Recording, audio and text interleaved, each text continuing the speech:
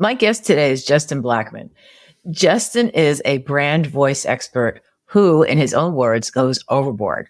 So he's written for more than 429 people and dozens of brands and created voice guides for Amy Porterfield, Stu McLaren, Todd Herman, and Danny Einey. He uses a process called brand ventriloquism to analyze and replicate the nuances that make your writing voice unique. And he documents it so that other writers can scale your content without sacrificing authenticity. He's also worked with top brands, including Puma, IHG Hotels, 5 Hour Energy, and Red Bull. When not embellishing his own bio, he runs workshops at the Brand Voice Academy to evolve your style, help you sound like any client, and add punch, power, and pop to your everyday writing. And all the people say he's pretty fly for a right guy. So let's jump in. Hey, Justin, it's so great to have you on the podcast. I'm excited to talk to you today.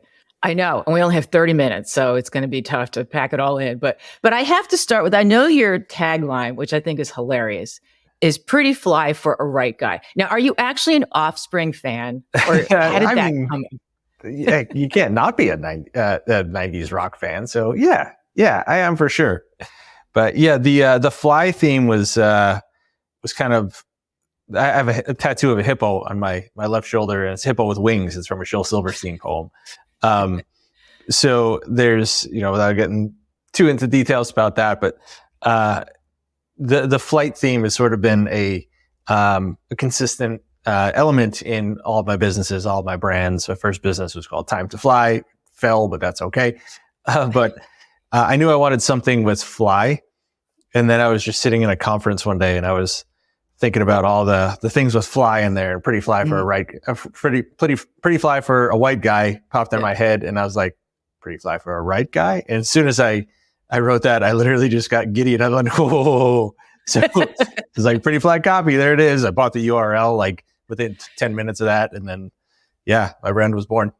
That is great. Yeah, I love those kinds of stories. I thought maybe you were listening to the song one time because you hear about these, musicians who, what was it? One of the Bee Gees, like he got one of the, I forget which Bee Gee it was, but he got inspired for one of his songs because he was going over a bridge. There was a rhythm of the bridge that he just started going over it in his head. And it's like, I just love those stories. I ended up writing Jive Talking. I think it was, so it was the background for that.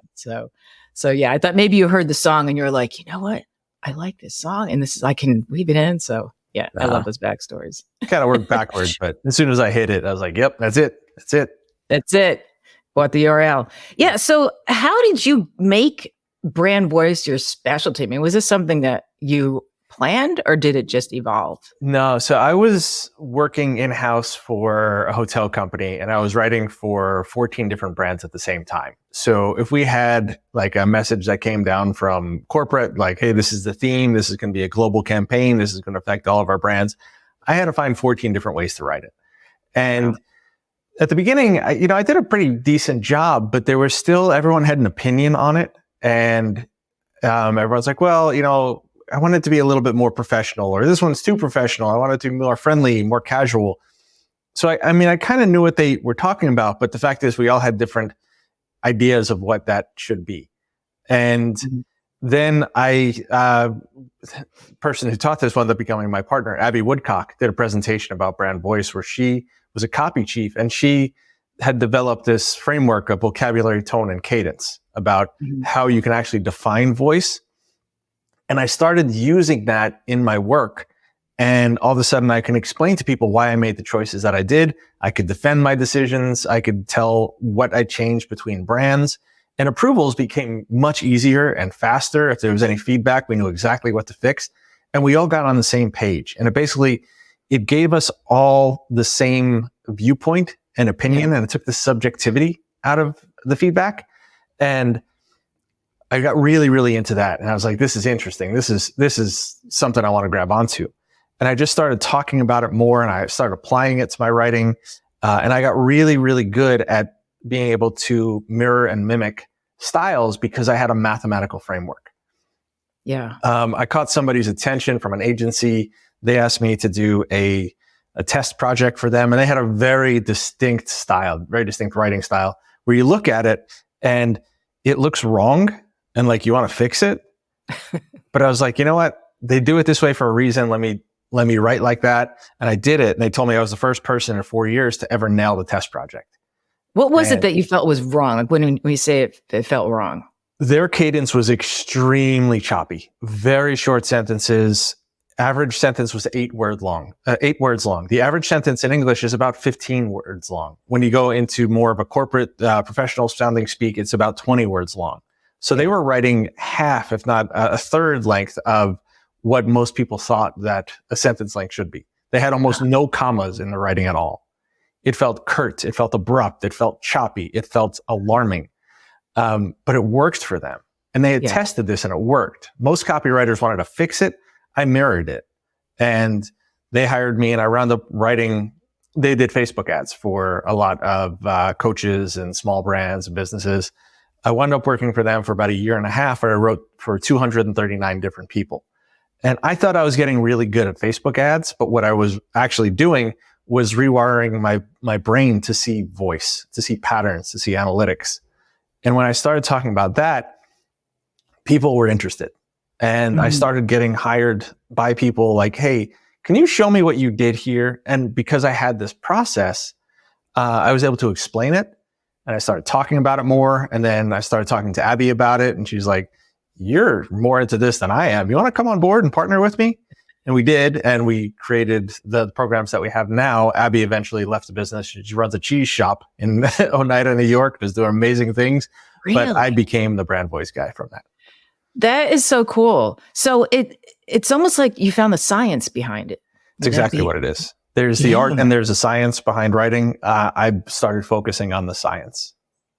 And that's the part that I would think as a writer, most people don't think about that because we have like, I always say, I'm an artiste. Don't bother me with numbers. When it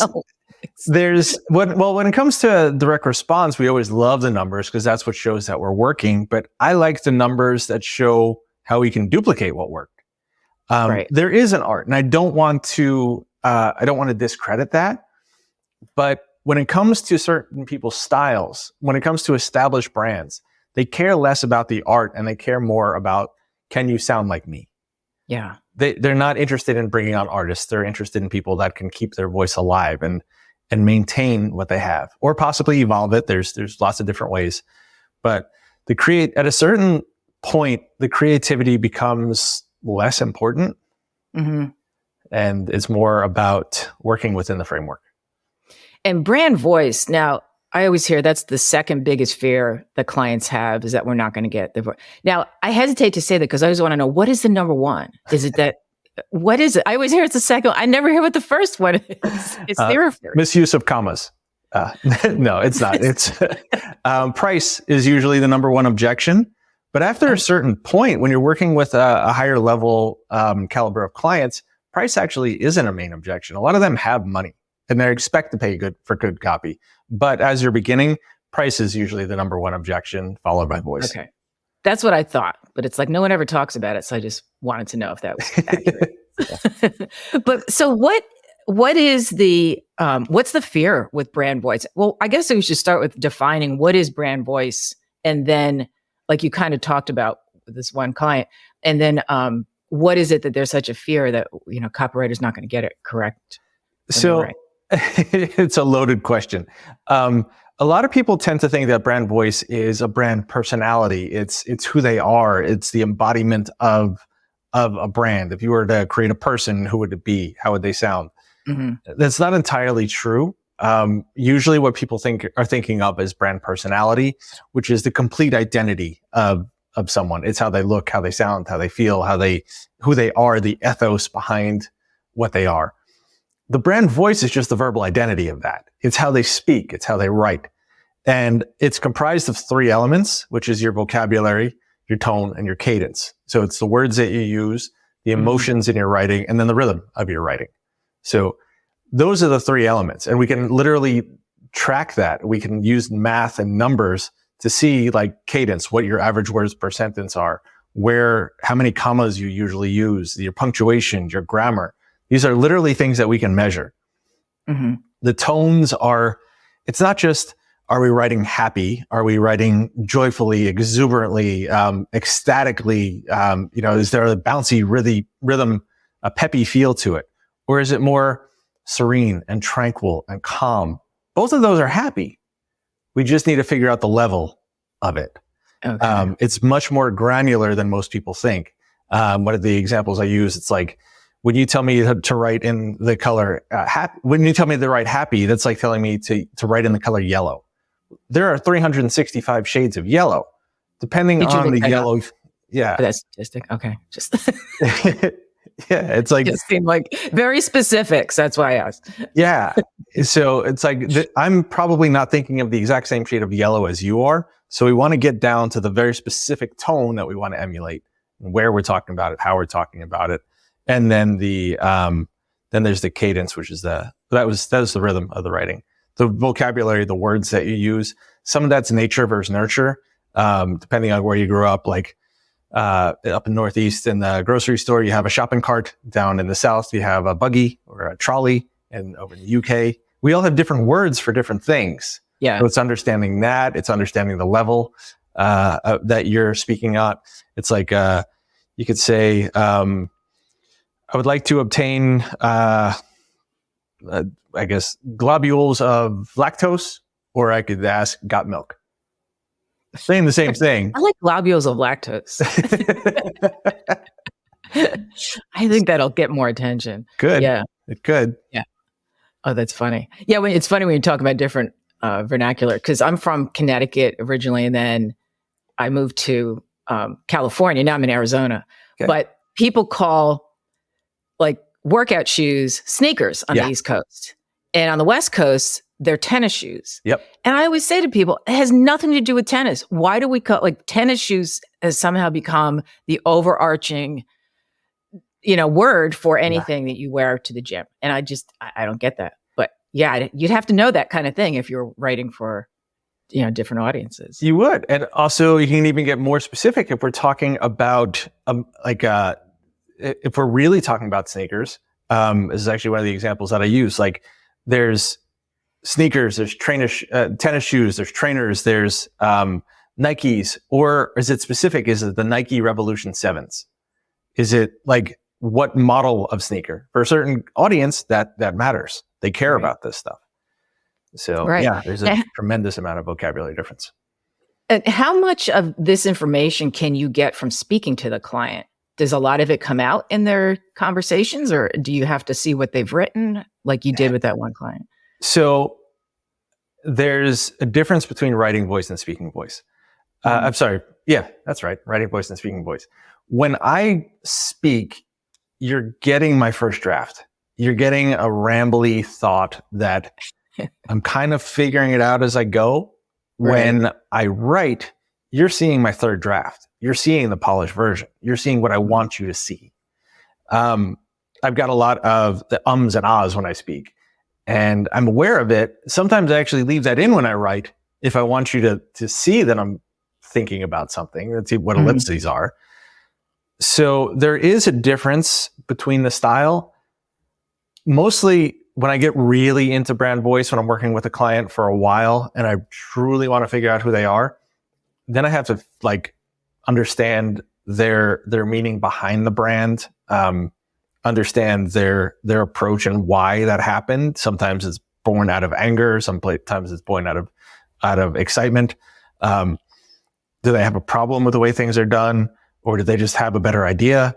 So there's a lot about brand voice that's happening behind the words and underneath the words, and stuff that isn't necessarily brought to life. But if you really want to bring it to life, that's the stuff that the writers need to know. It's interesting you say that about speaking, and writing is your third draft, because it's also when you're interviewing clients, customers. Yeah. This is the reason why I want to talk to them, because they haven't had time to think about things. If you send them, a questionnaire, they're going to think about it. They're going to edit it. They're going to give you what, the surface information. But when you talk to them, a lot of times, because before I became a copywriter, I was a content writer for all these magazines. And so I did hundreds of interviews. And sometimes people would contact me later and say, are you going to use all of that? Because, I didn't mean to say, and unless it was something really awful, I'd say, my editor's got it, blamed on my editor. It's in their hands. And because they would say things that they probably would never have written down. Yeah. So, not that it's necessarily bad, but it's more off the cuff and maybe not as, polished as I'd like it to be. Yeah. But that's interesting you said that. So the fear of getting it wrong, and I have to admit, when I was first doing copywriting years ago, I didn't pay much attention to this. And what is the danger of that? Like just getting it, just no conversions or go beyond that? Well, conversions can actually still be good with the wrong voice. But one of the challenges is, as a writer, sometimes if you write good copy in the wrong voice, it'll never see the light of day. The client won't like it and they won't run it. So that stinks. On levels where the wrong voice has increased conversions, I've also seen it, and there's data to back this up that you can find. The refund rate goes up because people buy something that's not consistent with what they get. And they're like, what happened to that guy? What happened to the stuff that I bought? I remember like Purple Mattress is one of the great examples of brand voice, an ad by the Harmon brothers that had, I think it was Sleeping Beauty that was in there, and really great ads, hysterical ads. And I remember I went on their website and I ordered, like a test kit because I was like, you know what? I think I want to try this. I ordered this test kit to feel what the material was. And the confirmation emails were completely corporate and stale and stock. The shipping was not fun. It came in this like drab cardboard piece with no personality to it, no nothing. There was no follow-up. And the whole time I was like, what happened to the fun thing that I bought? Yeah. And I wound up not buying it. And I was like, yeah, it didn't do it for me. I landed my biggest client ever because of that exact thing. It was I don't want to get too specific because I don't want to call them out, but it's a company that their packaging was very fun and it's a subscription and my husband was getting it. And I said, this is hilarious. Like the copy on the boxes and everything. Yeah. And I went on their website like you did. And it was awful. It wasn't just bland. It was just off, like completely off. Yeah. So I constructed it took me a while because I did a lot of research into this and I sent them an email. I sent to the president of this division and he contacted me. I said, I created this whole story about the mismatch and it was actually very funny. And so I ended up getting a small project for them just because they're an enterprise company. It was way too big for just me. But but I landed it because of that whole mismatch of voice. Yeah. So it's interesting. Yeah. It's not that the copy is bad, it's schizophrenic. And you don't really know what you're going to get, and it can erode trust in consumers. Did you not order that mattress because it was such a mismatch? Like, what was it that, or you I lost the excitement that I had for the brand. Oh, wow. Okay. And I was like, oh, it's like, it became easy to say no to. Wow. It went from the one that I wanted to buy to, I don't know, I'm going to look around. And I wound up buying a different mattress. Wow. I wonder if they know. Did you ever try pitching them? I actually did write to them as I was getting into brand voice. I sent a note into the customer marketing team asking if I could just talk to someone from their marketing department about voice. Not a pitch, just wanted to hear about how they define their brand voice and this and that. I never heard back from them. And it was just another thing that I was like, you know what, you kind of pose to be this fun, interesting brand. And you could tell that was the marketing agency, which was the Harmon brothers, who did an amazing job, but it wasn't kept alive by the brand itself. And look, I know that ad did millions of dollars and put Purple on the map, and Purple is a good company, but I don't think that they're the fun company that I was expecting. And it just, just sort of soured me on it. Yeah. And even the name Purple, you expect an artsy sort of, purple's a creative color, and it wouldn't, not as opposed to like Sealy or Serta. Yeah. It's like, well, here's, a company that It's too bad. So who knows how much money they left on the table, because of that. And people who even aren't aware of that difference in voice like you are, Yeah. would not even realize maybe what the disconnect was, but they would feel it, I would think, right? Yeah. That's interesting. Yeah. Yeah. What do you think about like B2B brands? So I write for B2B fitness and health. Mm-hmm. And a lot of times, there's that thing on LinkedIn. People are like, oh, B2B shouldn't be boring to boring. But yet it's still something that business brands get caught up in. Like they have to sound like everybody else. I mean, what's your take on that? Do you do much with B2B? I do a little bit with B2B. It's not my primary audience, but I've absolutely done some brand voice work with B2B.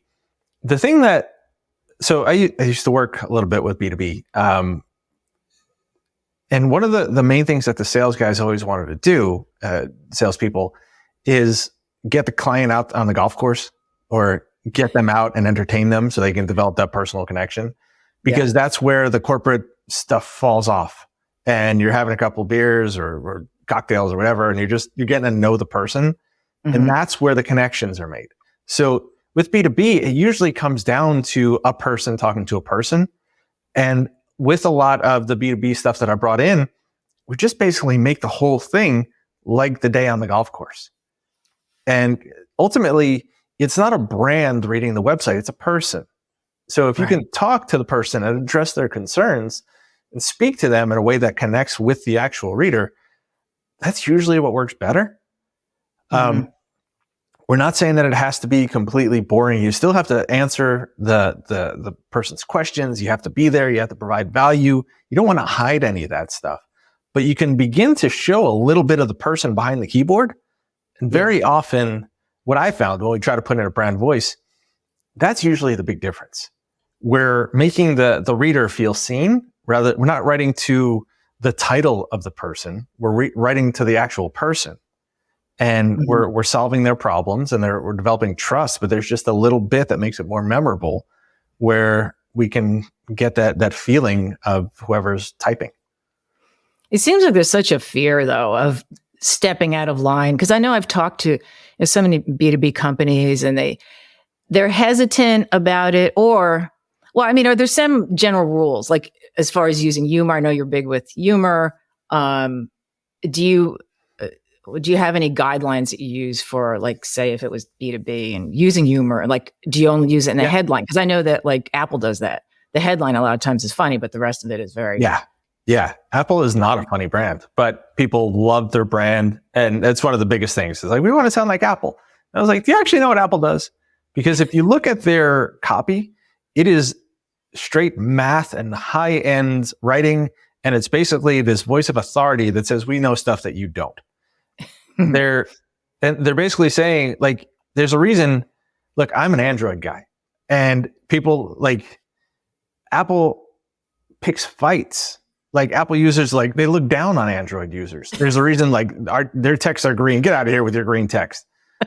The Apple users are the star-bellied sneeches. They think that they're better because their texts are blue. Well, I like it Android because I can customize the heck out of it and do it anything that I want, as opposed to Apple, who tells you this is the best way. We have put our top designers on this and we know that this is it.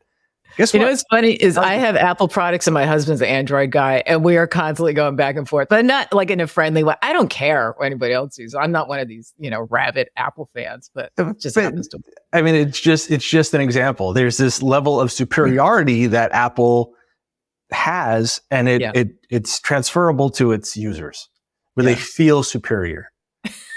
And look, it's a thing. And then Android users, a lot of us feel rebellious. Be like, you know what? You're just sheep.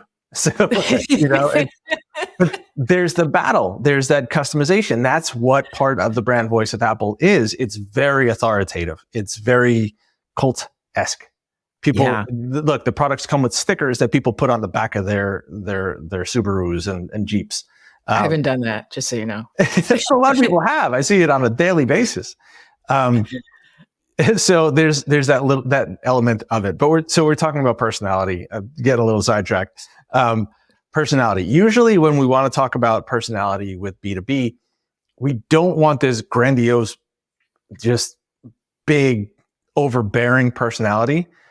Sometimes you do, but very rarely. The way that most B2B brands use it is we get very, very specific about what we're going to have a little bit of fun with. Mhm. So it's like very often you can sort of poke fun at a common user experience or a common user challenge that you might have. But you don't want to make fun of the person's job. You don't want to make fun of the person. You don't want to make them feel dumb for not being able to use the product. Right. But, all right. So to go back, one of the lines that I used to use a lot, which is outdated already, but with AirPods, or actually earbuds back when it had the cords. It's a line from, Jimmy Fallon used to do it when he wrote thank you letters. And it was, thank you, earbuds, for making me feel like I have the manual dexterity of a toddler whenever I have to unwind your cord. You're not making fun of the product. You're making fun of like, every time I go to use these things, I can't, like, it's untying a shoelace. The whole thing is this big ball of it's this big knot. Christmas lights. Yeah.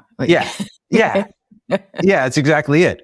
It feels like you're Clark Griswold pulling the ball of lights out.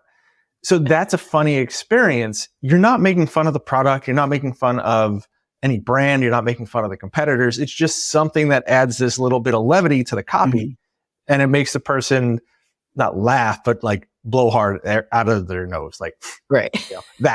That's what you're going for. That little bit of just like, okay, just that little nose blow. Is that? And it's funny because when you write about like health and fitness, that's an area, because that's my specialty, where it's really, you have to be so careful, and not just like Facebook ads. I've written a ton of Facebook ads, and there's a lot of rules and regulations that they provide. But even aside from that, it's really tough to kind of present a challenge that's not insulting. That like, you can't fit into your pants or something. Well, that's going to make people feel bad. I remember like in a Facebook ad, I once had, as an image, it was a picture of a tape measure, and Facebook banned it. They said, that makes people feel bad. It's like, it's not around somebody's waist. It was just literally a tape measure as an image. They said no. But is there anything like, does that also apply to the health and fitness field? I think some way it must, right? Like the process. Yeah. So I've written some humorous ads for the health and fitness group. It's been a while since I've done it. I don't know if what I wrote would get approved on Facebook today. But there were certain things where we made fun of like being in the dressing room at Target, and like you don't want to cry in the dressing room at Target. It's kind of a funny, you're not making fun of someone's look, body, or feel. It's just this kind of a funny image with like shedding tears under fluorescent lights. Well, because no one looks good. I don't care how good you look in person. I mean, you're going those dressing rooms. And is this like where there's no partitions? Because I haven't been in a Target dressing room in years. I don't even know if they have dressing rooms. It was just... I'm sure they do. I just wonder if they're like the group dressing room. Like, I don't know. It's just awful. Yeah, the lighting is horrible. Yeah. So, I mean, like you could even... It's like, look, dieting is even scarier than going into the dressing room at Target with holding up a new bikini, something like that. I don't know exactly what I would write, but you're not making fun of someone's body. You're not making fun of what they're eating. You're not making fun of dieting. You're just putting in a funny image. You're giving them something that's relatable. You're making an analogy to something that just makes them feel a little human and just connected. Like, oh my God, that happens to me too. Right. That's what you're looking for, that connection. And that's what it really takes, listening to people and hearing what their challenges are. Like being in the fitness world myself for like 20 years, I know how people talk in the gyms. I know, what's upsetting, and there's these fine lines you have to walk. Like I ran an online fitness business for women over 50 for about 5 years. I was doing it and just couldn't make it work the way I wanted to. So I got out of it. But I attracted a lot of people, and I used a lot of humor in it. Yeah. In fact, I had my biggest compliment. I had a woman write to me. She goes, I save your newsletters for when I get to work because I know I'm going to laugh out loud at something because I just come up with stuff. But that's kind of my voice, but I'm always hesitant to use that because it doesn't fit a lot of other, like I'll use it in my newsletter now because these are my subscribers, but what do you think about that? Like, is it dangerous? I'm just always afraid of really incorporating too much. Like say in a LinkedIn post, I use humor gently, but I use it more in comments than anything. Yeah. You don't want to make fun of the reader. You want to make an experience relatable. It can be dangerous if you punch down, which is when you're making fun of the people below you or not as, without the same advantages as you. Like Android users. Right. Exactly. Yes. That's a good joke. You can use that. That's safe. It's like, because there's two sides to that. The Android users are going to get a little riled. I was like, no, you don't have a problem. But like, that's a good thing. That's a relatable common experience and it's harmless. It has no teeth to it. It's dangerous when it has an edge, when it can be a little cutting. You want to like poke at someone and like kind of like, but you don't want to throw a punch. Right. I think a lot of that takes emotional intelligence. Like you have to know people. You can't, because I know people who think they're funny. Yeah. And people laugh at what they say because they're uncomfortable. Yeah. It's not because they're funny. Yeah. They just don't know how else to act. Yeah. And Yeah. Like, humor in public has to be a little bit benign, where it can't really hurt. It can make you think, it can make you stop. It could be like, hey, wait a minute, but it can't hurt. Yeah, for sure. If you don't know. I was going to ask you about AI, but I feel like that's a whole other episode. Is there anything briefly you can tell? How are you using with brand voice? Just because I hear people saying, well, I have AI now, I don't have to worry about voice so much. What's your take on that? Because I've tried. There's one platform. I forget which one it was. Because I'm not on it anymore. But they said we can mimic any voice, just describe it. And so I said, all right, let's do this. And so I put in it was so wrong and so off base. It was hilarious. Except I'm not paying. Yeah. I have to laugh. I know so many people. They're like, oh, this is our savior for brand voice. No, it's not. So there's a line by Neil Gaiman that I absolutely love. And he says, style is the stuff that you get wrong. AI shoots squarely for the middle and it tries not to get anything wrong, which is why it doesn't really sound like anybody, because we all get stuff wrong. And AI at best might get the wrong things wrong. It's never going to get what you get wrong. Even a true writer will, when I write for someone, I know where I might be off. I will give it my best attempt, but I will even say like, hey, this is what I would write. I'm not entirely sure what you would write here. What have you got for this? And then they finish it. People are looking for AI to do 100% of the work, and that's never going to happen. It might get close, and it's getting better. I will completely say it's getting better. But I don't think that it will ever get 100% there, because even a human who's an amazing writer will never get 100% there. Right. People rely on brand voice. People rely on AI to get brand voice, but they don't even know what their brand voice is. Mm-hmm. There's a chance with the right prompt, you might get something that you like that might even be better than what you would write, but it's not you, and it never will be you. So those are some of the way that I use brand AI. I use it as a partner, as a creative partner. When I'm researching something, I'm going to go back and forth and I will literally just ask it questions like, hey, what do you know about this? And then I'll go deeper and deeper until it gets to the point where it just falls apart. Right. And then I was like, okay, now I'm going to go write. I do not use AI to write. I've used it to repurpose something like, hey, here's an email. Can you pull out like 3 things for 3 tweets out of this? And it actually does a pretty good job of that. I don't do it often, but I have used it like that. But for the most part, I don't use AI to write. I use it to think. Yeah. And that's basically what I do. It's just, I put something in there. Sometimes I use it to clean up, or is there anything here that I'm missing? And it rewrote an email I was going to send out, and it just took out all the personality. And I'm like, okay, that's not going to work. So I didn't, it just made it, I'm looking at what I wrote and I'm like, this is crap. So, well, do you have any tips of for people, copywriters, marketing people who want to really get their voice? I'm going to have you talk a little bit, if you want, about your courses that you offer too.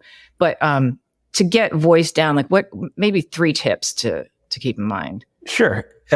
Brand voice is deeper than what you think. A lot of times when people say, I like reading this person's stuff, we need to figure out, do you like their message? Because that's not actually a voice. That's the idea that they're trying to get across. So, there's nothing wrong with that. You can love somebody's message, but you might not like their writing style. If you like their style, we need to figure out exactly what it is that you like. Is it their tone? Is it their cadence? Is it their vocabulary? What's interesting about it? Is it a humorous take? Because if you're not funny, you're never going to be able to write like that. We can get you close, but it makes no sense for us to try to make you funny if you're not funny. So we have to understand what's authentic, what we can take from something to apply to you if it's relevant. So getting granular on what you like. It's not that you like this person, it's that you like their what. So figuring out that.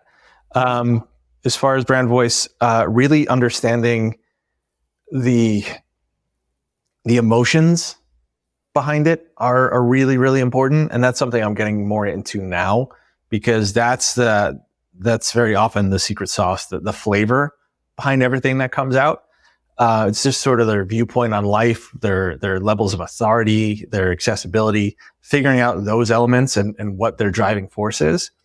But so where can people find you? Are you very active on LinkedIn? I see you there once in a while, but not too much. I don't love social media. LinkedIn, I post randomly on there, and I don't post to appease an algorithm. I don't post to write anything informative. I just write.